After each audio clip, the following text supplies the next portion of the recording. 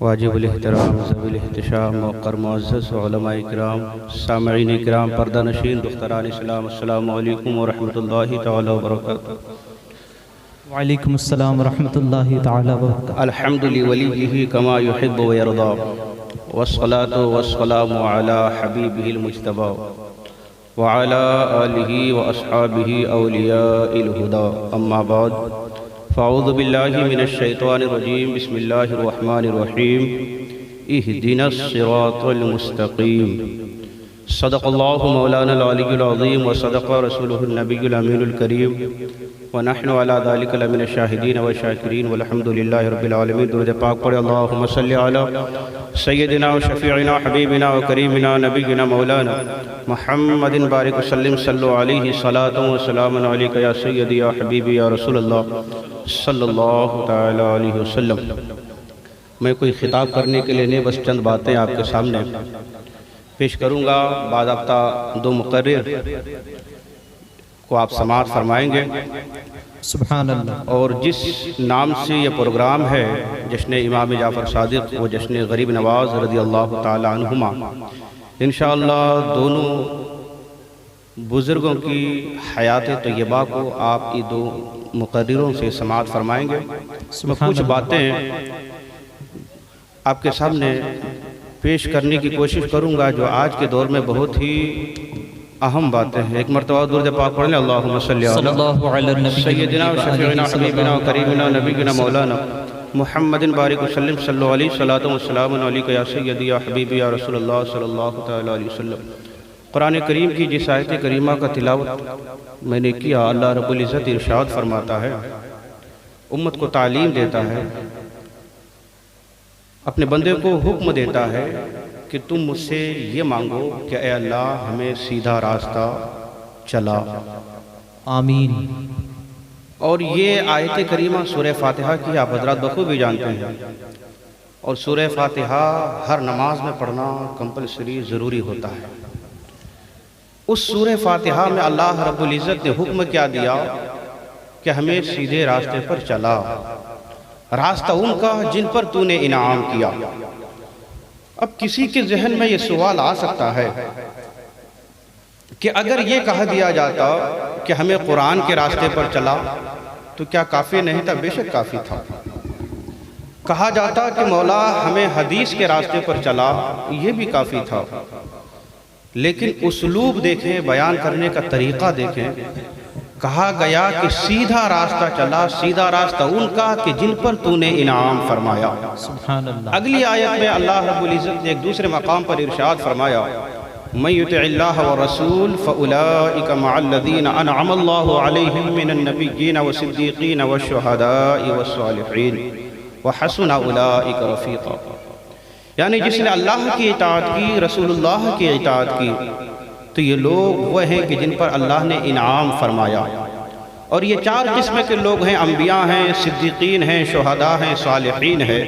پھر رب خود ہی ارشاد فرماتا ہے کیا ہی بہترین ساتھی ہیں۔ اس آیت کریمہ میں بھی رب تبارک و تعالیٰ نے ہمیں گویا کہ حکم دیا کہ ہمیں ولیوں کے راستے پر چلنا چاہیے، کیونکہ اولیاء یہ انعام یافتہ بندے ہیں، ہمیں ان کے راستے پر چلنے کے اللہ تبارک و تعالیٰ نے حکم دیا۔ لیکن آج مسئلہ یہ ہے کہ ہم جو دیکھتے ہیں اپنی کھلی آنکھوں سے دیکھ رہے ہیں کہ آج حقیقی ولیوں کے ساتھ میں کچھ اپنے آپ کو ولی ہونے کا دعویٰ کرتے ہیں، حالانکہ حقیقت میں دیکھیں تو ولایت سے ان کا دور دور کا تعلق نہیں رہتا، دور دور کا تعلق نہیں ہوتا۔ آج کے کچھ جعلی پیر، ڈھونگی پیر، نقلی بابا جو آج ہم دیکھ رہے ہیں اپنی کھلی آنکھوں سے دکانیں سجی ہوئی باضابطہ، خانقاہیں بنی ہوئی جگہ جگہ، تو آخر ایسا کیوں ہو رہا ہے؟ حالانکہ اللہ رب العزت کا یہ طریقہ رہا ہے کہ ہر زمانے میں اس نے بندوں کی ہدایت کے لیے کسی نہ کسی کو ضرور بھیجتا رہا۔ ہمارے آقا صلی اللہ علیہ وسلم تک نبوت کا دروازہ بند ہوا، اس کے بعد اولیاء صالحہ تشریف لاتے رہے اور انشاءاللہ قیامت تک تشریف لاتے رہیں گے۔ لیکن جہاں ایک طرف انسان کسی سچے ولی کی تلاش میں نکلتا ہے تو وہی انسان کبھی کبھار دھوکہ بھی کھا جاتا ہے، کیونکہ بہت سے لوگ یہ دعویٰ کرتے ہیں کہ ہاں ہم بھی اللہ کے ولی ہیں، ہاں ہم بھی پیر ہیں، ہم بھی جامع پیر ہیں، آؤ ہم سے ہی مرید ہو جاؤ۔ یہ دکانیں لگی ہوئی باضابطہ آج پیری مریدی کے۔ یہ میرا فیوریٹ ٹاپک ہے، یہ پیروں کا رد کرنا، جعلی پیروں کا رد کرنا، جی فیوریٹ ٹاپک ہے میرا، اور میں اس کا رد اس لیے کرتا ہوں، میں سوچتا ہوں میرا نام اس پرندے کی طرح میرا نام بھی درج کیا جائے جو پرندہ اپنے چونچ میں پانی لے کر اس آگ کو بجھانے کے لیے جا رہی تھی کہ جو آگ حضرت ابراہیم کے لیے سلگائی گئی۔ سبحان اللہ۔ حالانکہ اس ایک چونچ کے پانی سے جو ہے آگ کو بجھانا ممکن نہیں ہے۔ آج بھی یہاں جعلی پیروں کے خلاف کوئی بولنے کو تیار نہیں، اس کا بازار اور گرم سے گرم ہو رہا ہے، لیکن میں صرف اپنا فریضہ انجام دے رہا ہوں تاکہ میرا نام بھی ان لوگوں میں آ جائے جنہوں نے ان جعلی پیروں کا رد کیا تھا۔ تو آج باضابطہ دکانیں لگی ہوئی، آخر ایسا کیوں ہو رہا ہے؟ تو وجہ یہ ہے کہ مارکیٹ میں کاپی اس کی آتی ہے، ڈپلیکیٹ اس کا آتا ہے کہ جس کا ڈیمانڈ ہوتا ہے۔ بے شک۔ اب دیکھیں لوہے کا کبھی بھی کاپی نہیں آتا، اس کا نقل کوئی نہیں بناتا، کیونکہ اسے کوئی پوچھنے والا نہیں ہے۔ 80-90 روپے کے جی لوہا ہے، لیکن سونا دیکھیں، پیسے دیکھیں تو اس کا ڈپلیکیٹ آ جاتا ہے۔ اس کا 2 نمبر مل جائے گا آپ کو۔ ابھی کچھ دن پہلے گجرات میں ایک آدمی کے پاس 200 کروڑ روپے جعلی نوٹ نکلے، تقریباً 4-5 لوگ تھے وہ لوگ۔ تو پتا چلا کہ جس چیز کا ڈیمانڈ ہوتا ہے، لوگ جسے چاہتے ہیں، جو لوگوں کی ضرورت ہوتی ہے، اسی کا جو ہے کاپی کیا جاتا ہے اور اسی کی نقل اتاری جاتی ہے، اسی کا ڈپلیکیٹ ہوتا ہے۔ بے شک۔ بہت سے لوگوں نے دیکھا بھائی ہماری تو دال نہیں گل رہی ہے، ہم تو کہیں کے نہیں رہے، مدرسے میں گئے کئی سال پڑھے، نہ حافظے بنے نہ مولوی بنے، اب کہیں نہیں، نہ امامت کر سکتے نہ کچھ کر سکتے، تو انہوں نے کیا کیا؟ اچھا سا ایک کام، کم وقت میں زیادہ پیسہ بھی، عزت بھی، شہرت بھی، نام بھی، وہ کیا؟ پیری مریدی۔ یہ پیری مریدی، وقت بھی تھوڑا سا اور پیسے تو اس میں پوچھئے ہی مت، پوچھنا بھی نہیں پڑتا ہے، لوگ نذرانے کے طور پر دیتے ہیں، اور یہ جو ہے لوگوں نے ایک اچھا سا دھندا بنا لیا ہے۔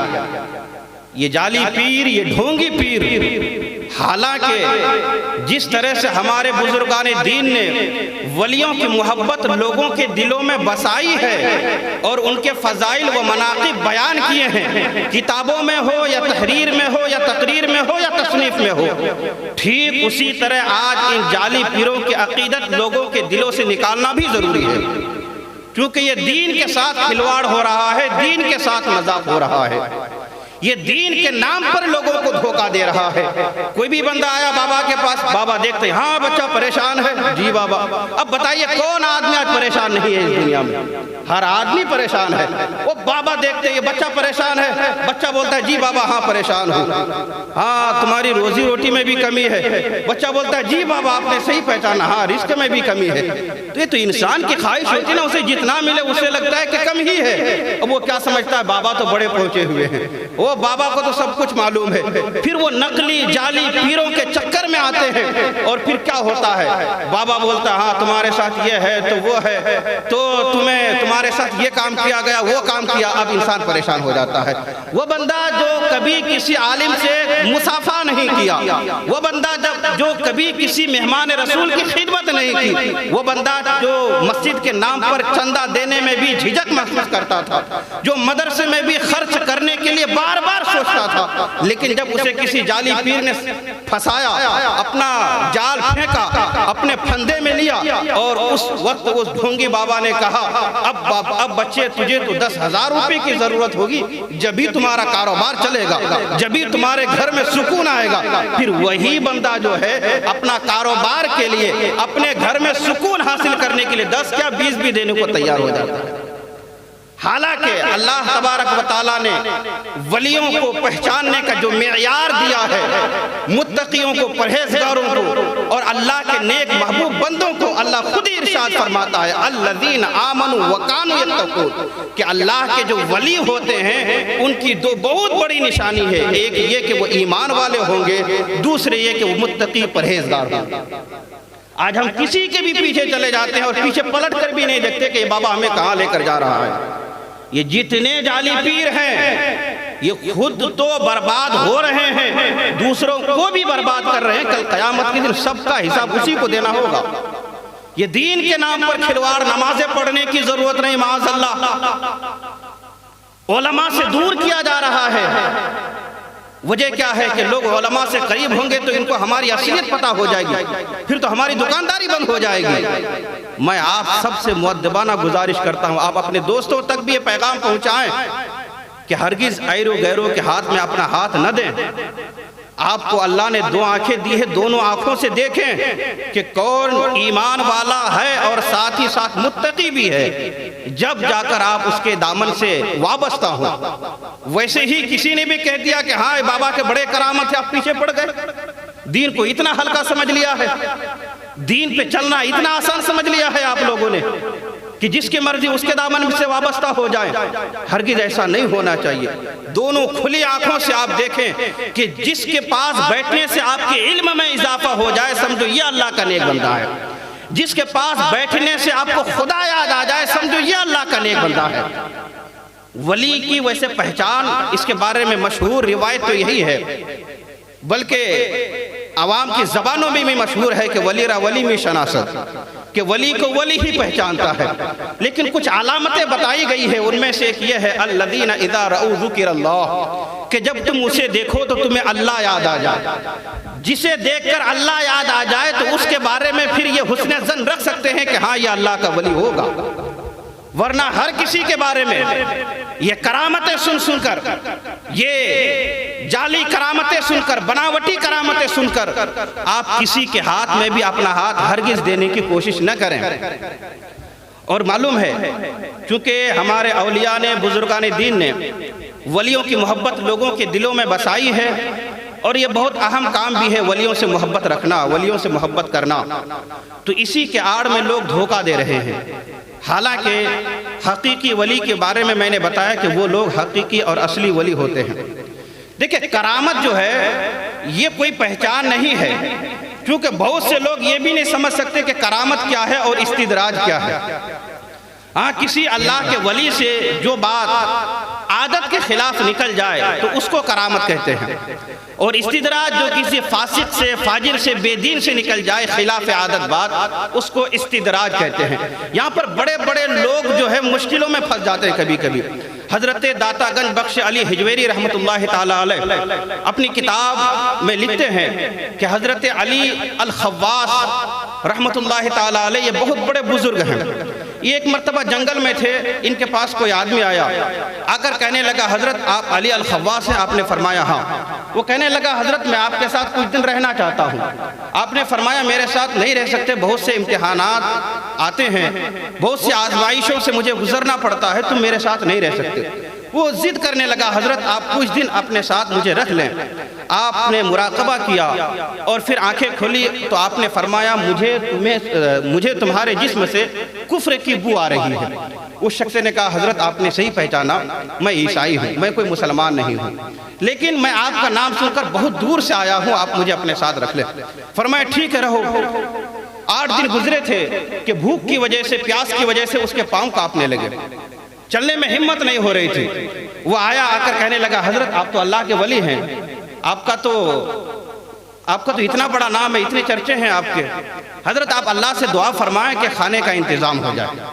حضرت علی الخواص رحمت اللہ تعالیٰ علیہ وہ اپنا سر سجدے میں رکھتے ہیں، دعا کرتے ہیں کہ مولا اس کے سامنے میری لاج رکھ لے اور تو کھانے پینے کا انتظام فرما دے. سجدے سے سر اٹھاتے ہیں تو ایک دسترخوان آتا ہے جس میں 2 گلاس شربت کے تھے، 2 گلاس میں شربت تھے اور 2 روٹیاں تھیں. آپ نے کہا کہ لو بھائی 1 گلاس تم لو، 1 روٹی تم لو، 1 گلاس اور 1 روٹی میں لیتا ہوں. کھانا تناول ہو گیا. کچھ دن اور گزرے تو اس شخص کی پھر وہی حالت ہونے لگی. حضرت علی الخواص فرماتے ہیں کہ میں نے دل ہی دل میں سوچا کہ ہر دن حالت ایک جیسی نہیں رہتی. اس دن تو رب نے میری لاج رکھ لی، پتہ نہیں آج میری دعا قبول ہو یا نہ ہو. تو میں نے ہی خود سے بڑھ کر اس سے میں نے ہی پہل کی اور میں نے کہا کہ بھائی تو بھی تو بہت بڑا پیر پادری بنتا ہے، آج تمہاری باری ہے، تم مانگو، آج ہم تمہارے ذریعے سے کھانا کھائیں گے. اس نے کہا ٹھیک ہے، اس نے بھی سجدے میں سر رکھا۔ یہ حضرت فرماتے ہیں کہ میں دل ہی دل میں سوچا کہ بھلا اس کے دعا کرنے سے کہاں سے کھانا آئے گا، کہاں سے شربت آئے گا۔ لیکن فرماتے ہیں کہ جیسے ہی اس نے سجدے سے سر اٹھایا تو میں نے دیکھا کہ 4 گلاس شربت کے ہیں اور 4 روٹیاں ہیں، اور اس نے کہا کل یا شیخ، اے شیخ آپ کھائیے۔ میں نے کہا میں نہیں کھاتا، اس لیے کہ میں نے کہا کہ یہ استدراج کا کھانا میرے لیے کھانا جائز نہیں، اور کرامت ہو نہیں سکتی کیونکہ یہ کافر ہے، لہٰذا میں یہ کھانا نہیں کھا سکتا۔ اس نے کہا حضرت کھائیے اور 2 مبارکبادیاں وصول کیجئے۔ کہا کیا؟ کہا حضرت میں نے سجدے میں سر رکھا اور سر رکھ کر کہا مولا اگر یہ دین سچا ہے تو اس دین کے صدقے میں تو مجھے 2 گلاس شربت اور 2 روٹی عطا فرما۔ اور پھر میں نے کہا کہ مولا یہ علی اگر واقعی تیرا ولی ہے تو اس کے وسیلے سے مولا 2 گلاس شربت اور 2 روٹی اور عطا فرما۔ فرمایا حضرت آپ یہ تناول بھی فرمائیے اور اپنی ولایت کی مبارکبادی بھی لیجئے۔ تو یہاں اچھے پریشان ہو جاتے ہیں، اتنے بڑے بزرگ یہ بھی حیران ہو جاتے ہیں کہ یہ کرامت ہے یا استدراج ہے۔ تو آج ہم اور آپ کسی کے بھی پیچھے بھاگتے ہیں اور کہتے ہیں وہ حضرت کی بڑی بڑی کرامتیں ہیں، وہ حضرت کے بال دیکھو تو اتنے بڑے حضرت تو کبھی نہاتے ہی نہیں ہیں، اور نہیں نہانا بھی آپ اس میں فضائل میں شمار ہونے لگا۔ حضرت وہ تو 10 انگوٹھی پہنتے ہیں، اور حضرت کے ہاتھ میں وہ کنگن بھی ہوتا ہے کہ جو کنگن اگر کسی کو دے تو بلڈ پریشر نہیں ہوگا تو شوگر نہیں بڑھے گا۔ یاد رکھے جو چیز ناجائز ہے، گناہ ہے، حرام ہے، اس میں ہرگز کبھی بھی شفا نہیں۔ مفتی صاحب بھی بیٹھے ہیں، آپ پوچھ سکتے ہیں مسئلہ۔ ہر وہ چیز کہ جو ناجائز و حرام ہے اس میں اللہ نے شفا رکھی ہی نہیں۔ لا شفا فی الحرام، حرام میں شفا ہے ہی نہیں۔ اب آپ چاہیں کسی بھی درگاہ سے دھاگا بندھوا کے لائیں، کسی بھی درگاہ میں وہ تالے لگا کے لائیں، بہت سے درگاہوں میں تالا لگانے کا بھی رواج ہے، نہ جانے کیا کیا ہو رہا ہے دین کے نام پر۔ وہ تالا لگائے جاتے ہیں، کئی لیمو کاٹے جاتے ہیں، آپ کو معلوم نہیں اس کے پیچھے بھی دھندا ہوتا ہے۔ وہ آپ جہاں سے لیمو لائیں گے وہاں سے بھی وہ بابا کو کمیشن آتا ہے، اور وہ ویسٹ بھی نہیں ہوتا، اسے بھی اچار کے لیے پارسل کیا جاتا ہے، سامنے بیچا جاتا ہے۔ یہ حقیقت بیان کر رہا ہوں میں، یہ ہو رہا ہے معاشرے میں۔ یہ آج مزارات پہ بیٹھ کر یہ ڈھونگی بابا، یہ جو آج سنیت کو بدنام کر رہے ہیں، ان سے اپنے آپ کو بچائیے، اپنی اولاد کو بچائیے، علماء سے قریب کیجئے اپنے آپ کو۔ علماء سے قریب رہیں گے تو آپ کو پتا چلے گا سیدھا راستہ کیا ہے۔ میں نے کہا نا کہ اللہ نے ہمیں یہ تاکیداً حکم دیا کہ ہم سے تم جو ہے سیدھے راہ چلنے کی دعا مانگو، یہ اللہ کا حکم، اہدنا الصراط المستقیم۔ تو ان علماء کے پاس آئیں گے تو آپ کو پتا چلے گا کہ صحیح کیا ہے، غلط کیا ہے۔ اور جس نے ان علماء سے دوری بنائی اور کسی کے بھی پیچھے چلا گیا، پھر اسے پیچھے مڑ کر آنا اور اپنی اصلی حالت پر بھی آنا بہت مشکل کام ہو جاتا ہے۔ حضرت جنید بغدادی رضی اللہ تعالیٰ عنہ، ان کا ایک مرید تھا، کچھ دن آیا، آنے کے بعد پھر آنا ہی بند کر دیا۔ حضرت جنید بغدادی نے پوچھا ارے بھائی وہ ایک میرا مرید آیا کرتا تھا وہ کہاں ہے؟ لوگوں نے کہا حضرت وہ تو بڑا کامل بن گیا ہے، اب وہ کہتا ہے مجھے جنید کی ضرورت ہی نہیں۔ کہا کہ کیا مطلب؟ کہا حضرت اس کا کہنا یہ ہے کہ میں رات کو جب سوتا ہوں تو فرشتے آتے ہیں، مجھے اٹھا کر جنت میں لے کے جاتے ہیں، حوریں بھی دیکھتا ہوں، وہاں کا وہ پانی بھی پیتا ہوں، اور اس باغ کی سیر بھی کرتا ہوں، پھر واپس اپنے بستر پہ آ جاتا ہوں۔ تو حضرت جنید بغدادی رضی اللہ تعالی عنہ نے فرمایا کہ اچھا ٹھیک ہے، اب اگر وہ جنت میں جائے، جب اسے فرشتے اٹھا کر لے جائیں تو جنت میں جیسے ہی داخل ہو اسے کہنا کہ وہ لا حول پڑھے۔ لوگوں نے اس سے جا کر کہا، اب دیکھیں خواب جو ہے اس میں انسان کا کنٹرول نہیں ہوتا، انسان کو معلوم نہیں ہوتا کیا خواب آئے گا، لیکن یہ اللہ کے ولی حضرت جنید بغدادی یہ پیغام بھجوایا۔ وہ بندہ حسب سابق سویا، اس کے پاس فرشتے آئے، اسے اٹھا کر جب جنت میں لے کر گئے، اسے وہ حضرت کی بات یاد آ گئی، حضرت جنید بغدادی کی۔ اس نے جیسے ہی پڑھا لا حول ولا قوت الا باللہ، دھڑام سے گرنے کی آواز آئی، آنکھ کھلی تو کچرے کے ڈھیر میں بیٹھا ہوا تھا۔ وہ دوڑتا ہوا حضرت کی بارگاہ میں آیا، کہا حضرت ماجرا کیا ہے، سمجھ میں نہیں آیا۔ کہا کم بخت، تجھے شیطان نے میرے سے دور کرنے کے لیے اپنی مصنوعی جنت میں گھمایا ہے، تم سوچ رہے تھے وہی حقیقی جنت ہے، وہ حقیقی جنت نہیں، وہ شیطان مجھ سے دور کرنے کے لیے جو ہے یہ چال چل رہا تھا۔ تو آج بھی اس قسم کے لوگ ہیں جو آپ کو معاذ اللہ یہ درس دیتے ہیں، یہ سبق دیتے ہیں کہ ہم تو معرفت والے ہیں، طریقت والے ہیں، ہمیں شریعت سے کوئی مطلب نہیں۔ یاد رکھیں طریقت یہ شریعت سے ہٹ کر کچھ بھی نہیں ہے، طریقت شریعت سے ہٹ کے نہیں ہے، شریعت کے بغیر کچھ بھی نہیں ہے۔ حضرت میر سید واحد بالگرامی رحمۃ اللہ تعالیٰ علیہ سبع سنابل شریف میں فرماتے ہیں کہ ہر وہ کام جو شریعت کے خلاف ہو تو وہ یوں سمجھو وہ بے دینیت ہے اور لا دینیت ہے، اس کا دین سے کوئی تعلق نہیں ہے۔ آج لوگ بولتے ہیں ہم دل کی نماز پڑھ لیتے ہیں، ان ڈھونگی باباؤں سے کہو کبھی دل کا کھانا بھی کھا لیا کرو، کھانا کھانے کے وقت بولتے ہیں کہ ہم سے وہ دل کا کام نہیں ہوتا ہے، اس کے لیے تو وہ کھانا ان کو چاہیے وہ، لیکن جب نماز کی باری آتی ہے تو بولتے ہیں ہم دل کی نماز پڑھ لیتے ہیں۔ ایسے لوگوں سے اپنے آپ کو بچائیں۔ آپ پھوک پھاک کے لیے بھی جائیں تو وہ بھی چہرہ دیکھ کر جایا کریں۔ یقین مانے پھوک پھاک میں بھی تاثیر ہے، لیکن اس کے لیے منہ بھی ویسا ہی ہونا چاہیے، ہر ایرو گیرو سے نہیں۔ حضرت بابا فرید الدین گنج شکر رحمۃ اللہ تعالیٰ علیہ، ان کے پاس ایک شخص آیا، آ کر کہنے لگا حضرت بخار ہے، کئی دنوں سے اتر نہیں رہا ہے، آپ ذرا دم فرما دیں۔ بابا فرید الدین گنج شکر رحمۃ اللہ تعالیٰ علیہ نے 3 مرتبہ سورہ اخلاص پڑھی، اس کے اوپر دم کیا، بخار وہیں کا وہیں اتر گیا۔ وہ گاؤں گیا اور جا کر اعلان کرنے لگا بھائی جسے بھی بخار آتا ہو یہاں آ جاؤ، بہت سستے میں علاج ہو جائے گا۔ وہ گیا، لوگ آنے لگے اس کے پاس علاج کے لیے، لیکن وہ پھوکے مار رہا ہے لیکن بخار ہے کہ اترنے کا نام نہیں لے رہا ہے۔ وہ بندہ پریشان ہو گیا۔ اب جو لوگ بہت دور دراز سے سفر کر کے آئے تھے انہوں نے غصے سے اسے مارنا بھی شروع کر دیا کہ بھائی ہم اپنا کام کا چھوڑ کر آئے تھے کہ تو بخار اتارے گا، لیکن ہم کب سے بیٹھے ہوئے، کتنی مرتبہ تو دم کر رہا ہے، بخار اتر ہی نہیں رہا ہے۔ مار اور کھانے کے بعد حضرت فرید الدین گنج شکر کے پاس پہنچا اور جا کر کہنے لگا حضرت ایک سوال کا جواب دیجئے۔ فرمایا پوچھو کیا ہے؟ کہا حضرت یہ بتائیے سورہ اخلاص ایک ہی ہے یا 2 ہے؟ فرمایا سورہ اخلاص تو ایک ہی ہے۔ فرمایا حضرت آپ نے 3 مرتبہ دم کر کے میرے اوپر پھونک مارا تو بخار اتر گیا، میں ہوں کہ 3 کا 300 مرتبہ مار دیا لیکن بخار نہیں اتر رہا ہے۔ فرمایا کہ تیری اور میرے میں فرق یہ ہے کہ پھونک تو تو بھی مار رہا تھا، پھونک تو میں بھی مار رہا تھا، لیکن منہ تیرا فرید الدین کا تو نہیں تھا نا۔ وہ پھونک کے لیے بھی فرید الدین کا منہ ہونا چاہیے، اس اثر کے لیے، اس اثر کے لیے فرید الدین کا منہ ہونا چاہیے۔ تو آپ پھوک پھاک کے لیے بھی جائیں، دعا تعویذ کے لیے بھی جائیں تو لوگوں کا چہرہ دیکھ کر جائیں۔ لوٹنے والے ڈھونگی بابا بھی بہت ہیں، ڈرا کر دھمکا کر تمہارے گھر میں جن ہے تو بھوت ہے تو یہ ہے تو وہ ہے۔ ارے بھائی یورپ میں یہاں سے زیادہ آزادی کی زندگی گزارتے ہیں وہ لوگ، اللہ کے فضل سے ہندوستان میں ابھی کچھ ماحول ٹھیک ہے۔ یورپ میں عورتیں لڑکیاں جو ہیں یوں سمجھ لیجئے برہنہ پھرتی ہیں، لیکن وہاں تو یہ سب شکایتیں نہیں ہوتی کہ ہر گھر میں جن ہے، ہر گھر میں بھوت ہے۔ یہاں کیا بات ہے؟ یہاں اصل میں ان جنوں کے، ان بھوتوں کے دلال یہ ڈھونگی بابا ہی ہے۔ انہی کی وجہ سے یہ جن اور بھوت گھروں میں آ رہے ہیں، کیونکہ یہ نہ آئے تو ان کی دکانداری بند ہو جائے گی، یہ نہ آئے تو ان کا کھانا پینا مشکل ہو جائے گا۔ تو آپ جو ہیں اپنا علاج بھی کروائیں تو وہ دیکھ کر کرائیں کہ کون حقیقی جو ہے بندہ ہے، کون اللہ کا نیک بندہ ہے، اسی کے پاس۔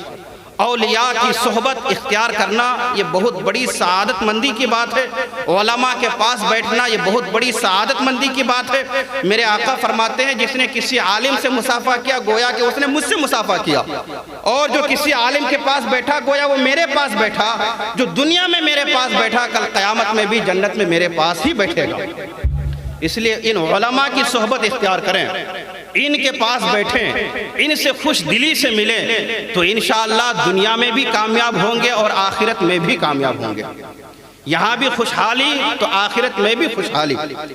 یہ دین ایک صاف ستھرا دین ہے، اسے آج لوگ بدنام کر رہے ہیں، لوگ سنیت کا نام خراب کر رہے ہیں، اپنی دکانداری کی چکر میں ہر فعل ناجائز فعل کو بھی سنیت کا نام دیا جا رہا ہے۔